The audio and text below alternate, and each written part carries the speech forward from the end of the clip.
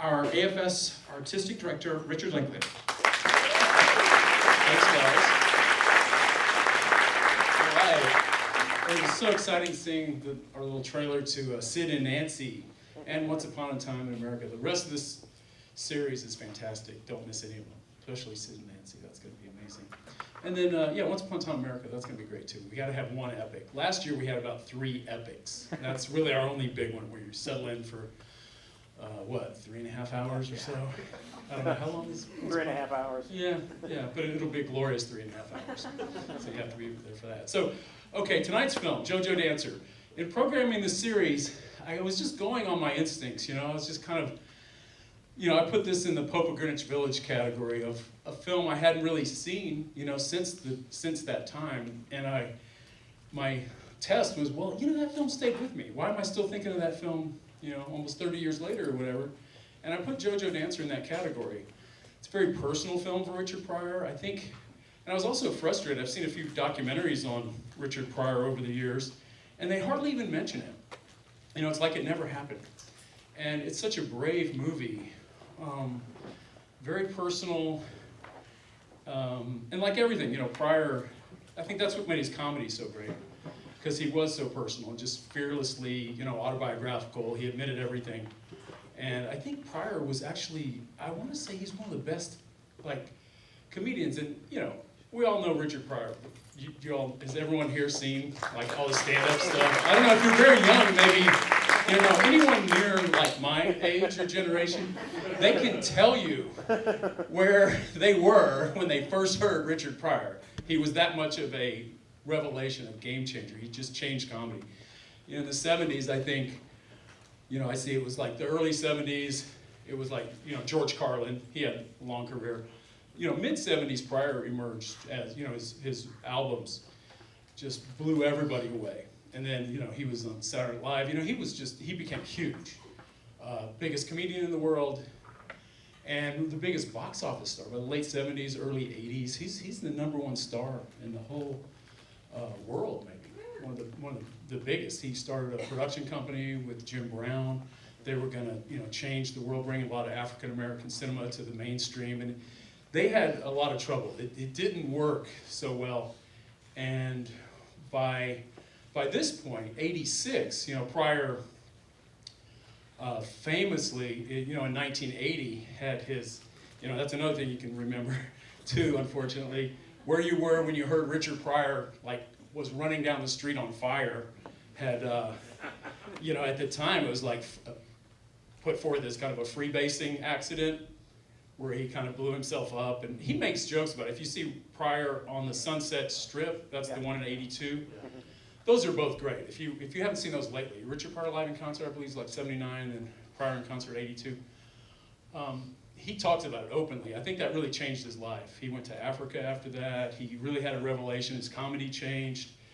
And I think he wasn't seen as, I mean, he was still as big a star as ever, but some of his choices, I think he signed a big deal with the studio. He was making films.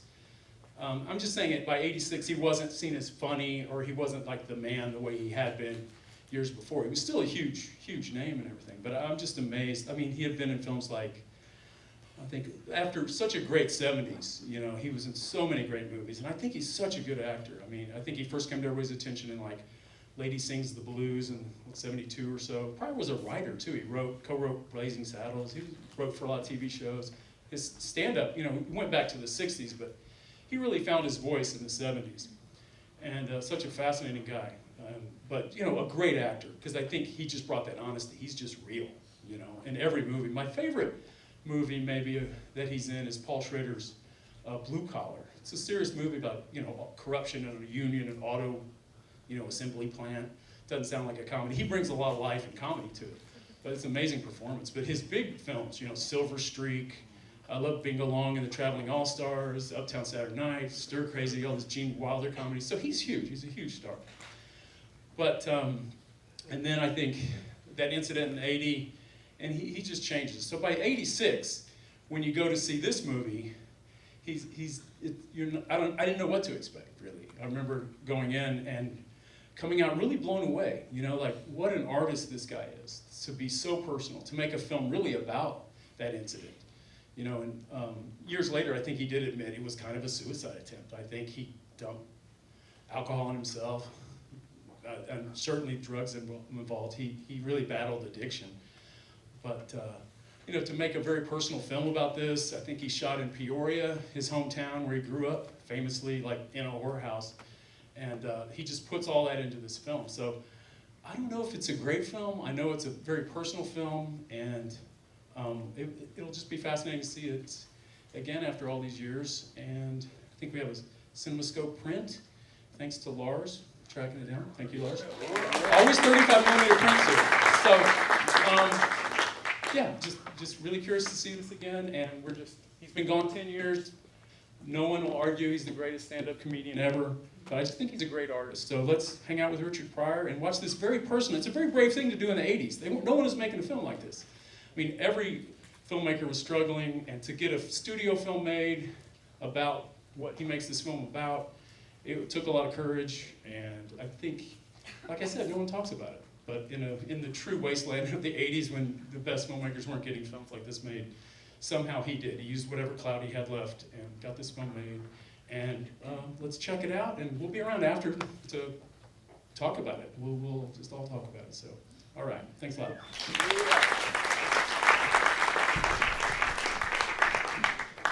Wow, so you said you hadn't seen that like in 30 years or something. Yeah, last time I saw it was in the theater at the time. So it's pretty good. Yeah, it's such a purge. I was watching it going, wow, he has the guts to not be, I think it was sold. You know, his stand-up films were big, and I think they showed just enough of that little last stand-up routine, so you think maybe you're going into, it's pretty subversive to do that and then make this film that's a drama that has long stretches that aren't, he's not trying to be funny at all. You almost kind of wonder if they added some of that stand-up stuff, like after that, like if they tested it or something. I wish I knew more. Does anybody about the actual production history of this movie, how he got it made or any of that? I don't know. I don't know. Like I said, it's not really in his biographies much. And when we were leading up to this, I had said that the movie wasn't a big hit, but you know, it made like $18 million in 1986. That's not bad. Yeah. I mean, his name alone, you know, I think it drew in it. But I think since it was maybe a little bit of a bait and switch, you know, like you want to see him be funny, and he's purging all this personal stuff. It's these, you know, more obscure moments from his life and everything. I think it probably disappointed people in that way a little bit. Well, and it was also, it's hard to take it for, you know. It really was. If you remember, if you think back to like '86, that was like, who cares about Richard Pryor's soul? We just want you to be funny. You know, that's how the public thinks. So. I kind of think that he made it. There are those times when somebody goes, okay, well, I could probably trick them into letting me make one last movie. It kind of has that feel, you know. Yeah, that's what I was thinking. Yeah. And it looks like it's actually kind of like a more expensive movie. It's like with all like the extras and all those scenes. Yeah, it's a big production. Yeah, it really is. It wasn't a cheap movie, I wouldn't think. The period film, all that, you know. Yeah, I think he kind of went all out. Probably thinking that was, you know, he was going to do this. But it's kind of in the tradition, you know, watching it, you think of like All That Jazz or some of Woody Allen's films, maybe Annie Hall. You know, it's so personal in that way. For a guy like Richard Pryor, who like didn't direct, and then who's in a movie in every scene, and then it's such a personal movie, like I was kind of wondering, like, is it really for the best for him to direct that, or should he get somebody else that he really trusts to direct it? He probably didn't trust anyone to get the details right of his own life. I think it would be really tough to sit there with someone else and go, no, this is how my grandmother did it, or here's how that first club really was that I performed in, or, you know, all these little moments from his life. I think he probably had to do it himself. You know? All the period stuff feels really good. Can't blame him. You know, so like all that like whorehouse period type stuff. Like, I mean, it doesn't feel authentic exactly like in terms of the period, but it feels really. It kind of has this sort of the color of memory to it. Yeah, it's definitely a memory movie. And you know, Pryor I kind of like that his hippie phase there. You know, he's with kind of the hippie chick, and that's where he was really finding his voice. He lived in Haight-Ashbury. He had moved there and was, you know, doing drugs and hanging out with the hippies. He's in Wild in the Streets. Yeah, that's great. Yeah. But he was working, you know. He has such an interesting career, you know. But finding his own voice, you kind of see it here. It's really one montage. Mm-hmm. The Marvin Gaye kind of montage there where the music's really loud. And it's not so much about what he's saying. He's not letting you hear the jokes barely in the mix. It's a strange sound mix, isn't it? Yeah, it is. It's almost great. It almost feels like a mistake. But I think he just doesn't want you to be concentrating on what he's saying. You just kind of see his own confidence. His look is changing. And he's covering probably about, 6 years, 7 years. He's, that his own maturation in there, which was, I think, late 60s. He had an epiphany, I think, around 67, 68, late 60s. Because, he was a more traditional, I think at the time, everyone was just trying to be, Bill Cosby or something, tell stories and be funny. And he was just kind of like, fuck that. I can't do that anymore. He just found his own voice, and he was raunchy and honest and was going to just tell it like he saw it, so. Yeah, it's like his act. When there was like a TV show, like a Playboy Mansion TV show. Right. Yeah. It was like live from the Playboy Mansion. Yeah, it was totally fake. Playboy After Dark. Playboy After Dark, right? And you see him on that. He's basically like George Carlin. He's exactly like George Carlin. Like at that point, he was still kind of really doing his act, and he hadn't broken out with all the personal stuff. But of course, it was the personal stuff that made him so. Yeah, special. that's what. Oh wow, that was the revelation. Yeah. It really wasn't until maybe 10 or 15 years ago that people started really kind of looking and saying, "Oh, he was an artist. Richard Pryor was an artist." You didn't really think of him as an artist. Yeah. And I remember seeing the first articles, the first book was written about him around that time, where people were saying, "Actually, you know what? This guy was actually a really good artist." Yeah, that's what I like. I mean, this movie demonstrates that. I mean, the guy was really pushing himself, artistically, personally digging within. So, I mean, all the great comedians do that. People don't really understand that. I think they just think you're either funny or you're not. But you're not really funny until you've on your second or third career. Notice how comedians look at modern, like Louis C.K. That guy been around for years. Even Chris Rock, he was around, he was funny, but he wasn't Chris Rock. It takes comedians there's a big arc. It can be 20 years from the time you start to the time you truly become. It's a long stretch, and he's in that boat too. It took him a while, but when he did, I think it's just finding your voice. And I mean, he's the best.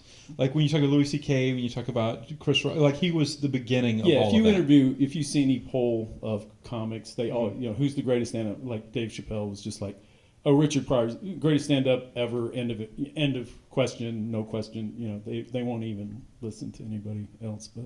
I mean, he's it.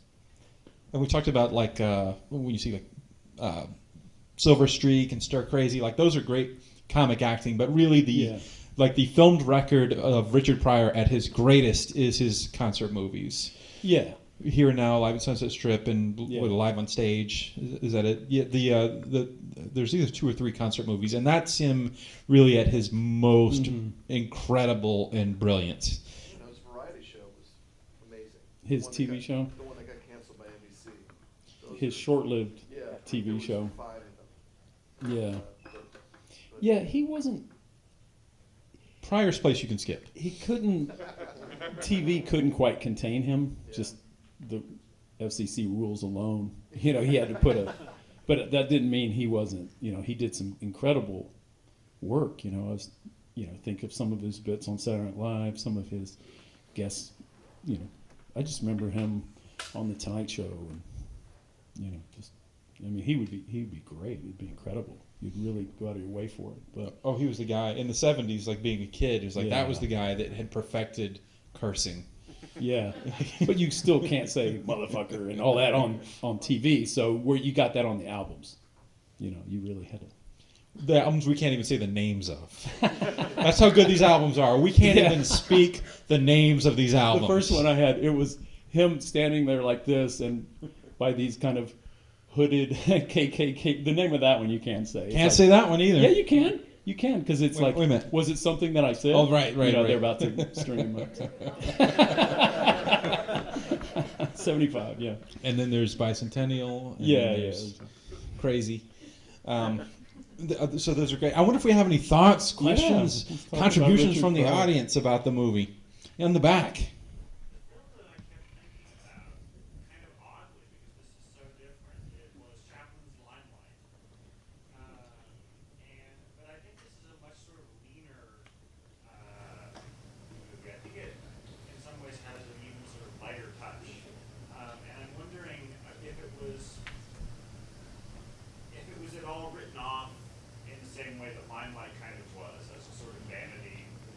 Yeah. It probably joins the tradition. I just flashed on, you just talked about Limelight. Did anyone see Mr. Saturday Night, Billy Crystal's movie? There's this tradition of a comedian really making a film about who either they really are or the sadness or the kind of fucked upness of what made them funny. You know, there's something there, and people kind of don't want to see that. I think they're wanting to be honest with you. They're going to say, hey, you think I'm funny? Well, here's where it comes from. And people are like, I don't care where it comes from. I don't want to know where it comes from. We don't need to take a tour through the factory. Yeah, right. I don't need to know how hurt you are. I don't want to hear what you're compensating. No, just be funny. You know, you don't want to, but, you know, the film will never see the day the clown cried, you know. Yeah. Jerry Lewis, you know, he has, look at his output, what he's tried to tell us in various ways. Yeah, comedians are miserable people. That's what we know about comedians, is they're miserable people, you know, and it takes a lot of Kevin misery. Smith said George Carlin, because he worked with him. He said George Carlin's the only comedian who wasn't, he said he was like a normal guy. Wasn't tortured.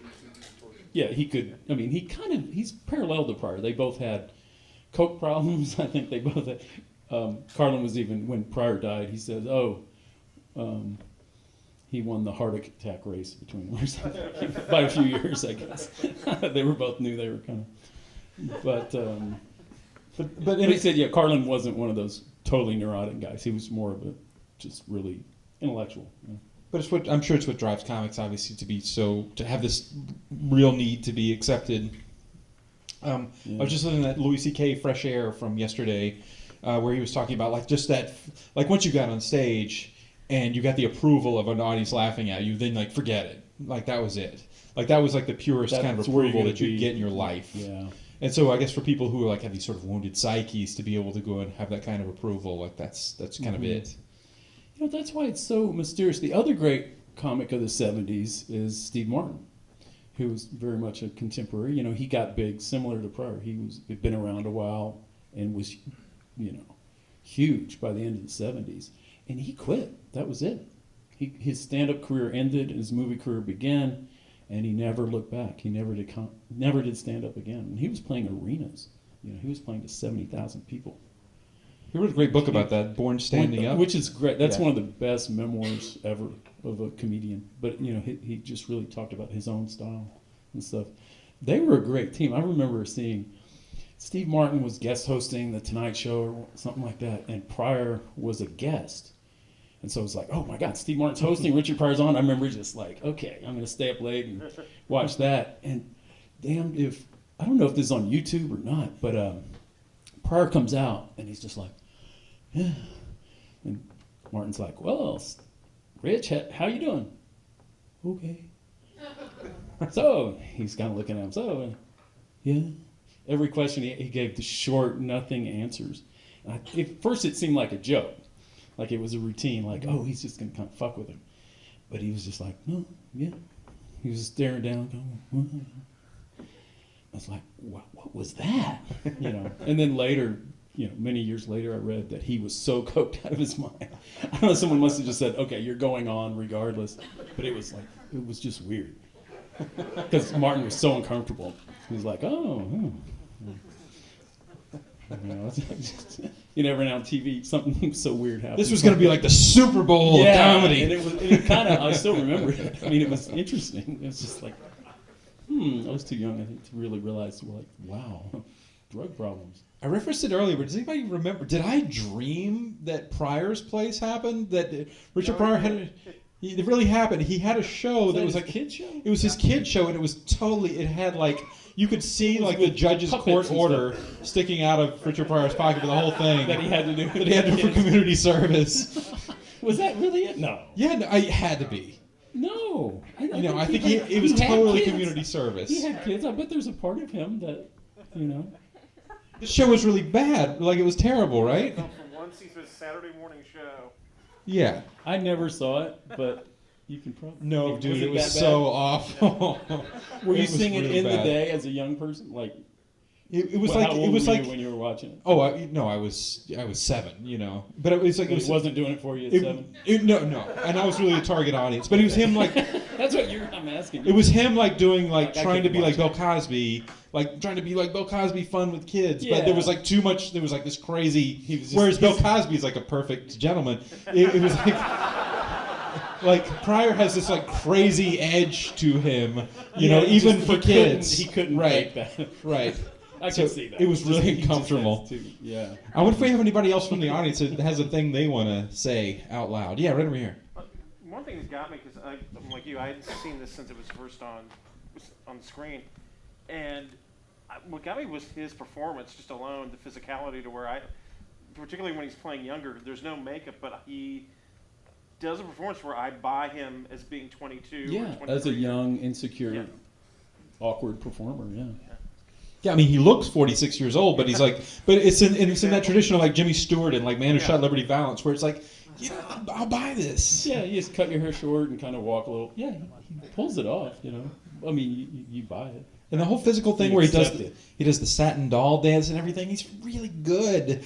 And like just his observational, like he was unfairly gifted with Oh, yeah. everything. Yeah, He just just his had ability it. to go into the consciousness of a car, you know, inanimate objects, every animal, a deer, his imitations, it was his stage presence, the way he would just Do you tell remember the- stories and jump into the mind of it was like Tolstoy or something. You know, he could just go into he could see everything from every angle. And he would just like, in one of the concert movies, he talks about going to Africa and he's doing unbelievable material about like lions and stuff, Yeah. where he's acting out the lions, and it's amazing. Yeah, his body posture, the look, it's amazing. Somebody would like yell him a question from the audience, and he was Yeah. so on top of it. Yeah, and he would go in and not really. He wouldn't have a planned show really. He had all his material, but he would just follow it like the greats, I think. And the famous, that. one of his famous lines on stage, he'd go out, even when he was like a big performer, he'd go, "I hope I'm funny." Yeah, because he could bomb too. I think one of those shows, the legend is one of those concert films that's so good. I think it's the Sunset. Yeah, on Sunset from the early '80s. He had bombed like the night before. They filmed it and it was terrible. It was like not worth. He's like apologized to the audience because he was kind of on the comeback at that moment because of his trials and tribulations, and he just apparently was off. And then the next night came back and had one of the greatest. People consider it the greatest show ever. So that's the volatility you get. But I remember actually. It was in June of '80, and you were just ready to hear any second that Richard Pryor had died. I think they even announced it, that he had died from the hospital there. So it was like a day by day thing. We were all just sitting there like, you kind of expected it. I mean, the news that he covers that pretty well. You know that the media was all over that hospital, and it just freaked everybody out. And I remember when the movie came out, they were. How's he going to handle that incident? Because he talked about who was going to be in it. And in the movie, it just shows him pouring that. But I think that's what really happened. Mm-hmm. I think the cocaine thing, maybe that was involved, but I think the movie is actually what he said later, what he really did. But I think he said he backed off it at the time. I don't know if he was being completely straight about that it was kind of a suicide attempt. Apparently he had seen, I saw this in a documentary about him, he was in another room and saw a guy lighting himself on fire. You know, the monk, the famous the Buddhist Vietnam monk protest. I think it was that one or another one. And he just walked back in the other room and did that. Man, that's an intense Yeah. level of Yeah. like wanting to kill Yeah, yourself. but then you got to see the last 25 years of his life was kind of a gift. Maybe he saw it that way too. You know, maybe he had lived, he deserved this movie, and I don't know, it really changed him, obviously. I wonder if we have anybody else from the audience who wants to. Yeah, right over here. I'm curious, like the drug usage in the film. I wonder if it was authentically happening in the film. Was he actually like freebasing coke on the set? In 1986, in this movie. Boy, I don't know. Does anybody know his history? Was he sober at that point? Was he ever sober? I think he went in and out. He really struggled. But I think that's all true, him crawling through his carpet looking for, he talks about that. So, but I would like to think not. I don't think you can actually. That was the 70s when people made movies. Drugs. By the 80s. By the 80s, it was frowned upon by like the production studios manager at the didn't- studio somewhere. They weren't supporting that anymore. They didn't go quite for that much authenticity. In the back, yeah. I would recommend his autobiography, Prior Convictions, and to speak to his drug habit, he actually wrote in that he spent $250,000 a year on cocaine. So in today's numbers, that's $750,000. I don't know how accurate that is, but I mean he mentioned it by numbers, so that's a lot of fucking cocaine. That is a lot of fucking cocaine. A lot of cocaine. That's I don't know how. I've never bought a bag of cocaine, but I've always heard it's really expensive stuff. So. Well, maybe he was very generous. Maybe he was giving it to his friends too. So. Right over here. I was curious if y'all had heard anything about how he ended up in David Lynch's film when he was really sick. In Lost Highway. Yeah. Because he had MS pretty bad by then, right? He was in that film. Is he in a wheelchair? I remember. He's confined. I don't know how he was. Yeah, I don't really know the details. It was kind of odd. I remember him in the film, kind of going, "Wow, there's Richard Pryor." I remember feeling kind of like I felt odd about it. Yeah, it's like I'm not going to see him again in a movie. Yeah, but he lived another almost about another 8 years or so, 7 or 8 years. Yeah. What was that? 97. Something like that. Yeah, 2005. But I mean, it's kind of great that he was performing. That he would take a role and work with an artist like Lynch. But yeah. I think Lynch was a I don't giant fan. Was a giant fan of Richard Pryor. Oh yeah. Who wasn't? Who wasn't? Who Yeah. that has a brain and a sense of humor and a soul? Yeah, I doesn't? don't really know the circumstances around that, or what does he say in his autobiography? You remember? Well, he talked about delayed gratification, and he said that he got all the gratification out in the beginning, and multiple sclerosis was the delay. So he kind of got it backwards. I'm gonna read that book. I think. Yeah, I'm surprised I haven't read it. I'm lazy. I should've. And speaking of delayed gratification, thank you all for kind Yeah. of working with us when Later we were tonight, delayed. So so. we appreciate it. I think let's take maybe one or two more Yeah, contributions can right over you here. read Yeah. something? Something I think is interesting is there's like the different layers of honesty. He does the stand-up about like being on the sun and stuff, which is really funny but not really personal. And there's the personal stand-up at the end where he's addressing issues in his life, but it's still like lighthearted, and the audience, even though they think like he's giving them the real stuff, they don't really know the depths of it. And the next level is him making this film. So I just like the juxtaposition that you see like everything he went through and how intense it was and how real and personal. And then at the end he talks about it in his comedy, but it's it's not the same as having experienced it. Yeah, I like that. I mean, that's not a question, but it's a good observation about the yeah. Well, I liked it in his shows. He could be very funny, and then he would have an incredibly sincere moment. He would just tell the audience, "Hey, man, it means a lot for me that you're here tonight." And when those stand-up things, so, and then make fun of himself, and he shied away from nothing. I think. In a weird sort of way, he like took kind of Lenny Bruce's style, and he combined it with like actually just this insane amount of super talent that he had. Which Lenny Bruce was like a great pioneer and breakthrough, and he had a lot of talent, but he wasn't like this kind of like incredible natural mimic and physical comic, and he really just sort of took it and broke it through. Range, Yeah. but still a breakthrough. That's why I was thinking of Lenny a little bit, kind of Lenny and all that jazz, a little bit. Yeah. Two Fosse films, I think, similar artists. But I just, like I said in the intro, I just always thought Richard Pryor was just a good actor. Yeah, he really is. He could just be himself. He could be very real. He didn't, just always kind of believable. And I'm speaking of the earlier films. I don't know. I never even saw it. It was kind of breaking my heart, and I can't judge them because I didn't see them.